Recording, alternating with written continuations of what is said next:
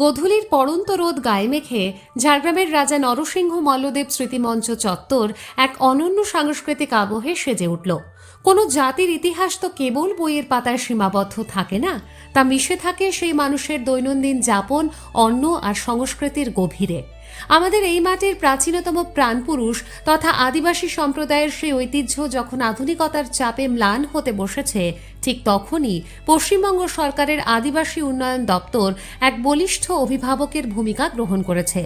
তাদের উদ্যোগে এবং ঝাড়গ্রাম জেলা প্রশাসনের নিপুণ তত্ত্বাবধানে আয়োজিত হল ৩১তম আদিবাসী ভাষায় রচিত একাঙ্ক নাটক প্রতিযোগিতা।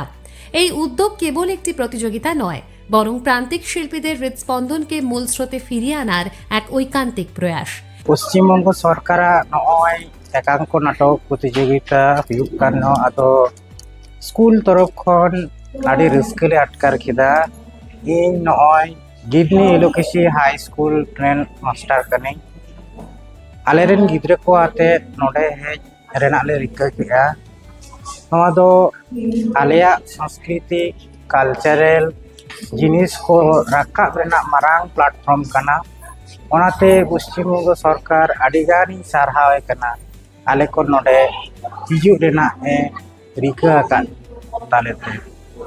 এই মাহেন্দ্রক্ষণে উপস্থিত ছিলেন ঝাড়গ্রামের জেলা শাসক আকাঙ্ক্ষা ভাস্কর, জেলা সভাধিপতি চিন্ময় মারান্ডি এবং মহকুমা শাসক অনিন্দিতা রায়চৌধুরী সহ একাধিক গুণীজন।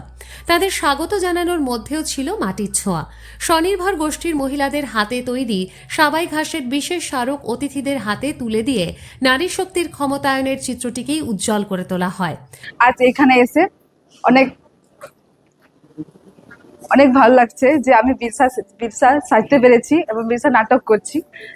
আমি আমার মাতৃভাষায় যে নাটকটা তুলে ধরতে পারছি তার জন্য আমি খুব গর্বিত। পশ্চিম মেদিনীপুর থেকে আসা 2টি এবং ঝাড়গ্রামের নিজস্ব 5টি দল মিলিয়ে মোট 7টি নাট্য দল এদিন মঞ্চে নাটক পরিবেশনের মাধ্যমে বুঝিয়ে দিল শিকড়ের টান আজও কতটা অটুট। আদিবাসী উন্নয়ন দপ্তরের এই পৃষ্ঠপোষকতা প্রমাণ করে যে সরকারি দপ্তর কেবল উন্নয়নমূলক প্রকল্পের কাজেই সীমাবদ্ধ নয়, বরং জনজাতির আত্মপরিচয় রক্ষায় তারা সমানভাবে সচেষ্ট। সরকারি এই নিরন্তর কল্যাণমূলক পদক্ষেপের ফলে শিল্পী ও সাধারণ মানুষ উভয়ই আজ দিশা খুঁজে পাচ্ছেন। হারানো সংস্কৃতি ফিরে পাওয়ার এই যে লড়াই, সেখানে আদিবাসী উন্নয়ন দপ্তর যেন এক আলোকবর্তিকা, যা অন্ধকার সরিয়ে প্রান্তিক মানুষের জীবনকে নতুন এক সাংস্কৃতিক নবজাগরণের আঙিনায় পৌঁছে দিচ্ছে।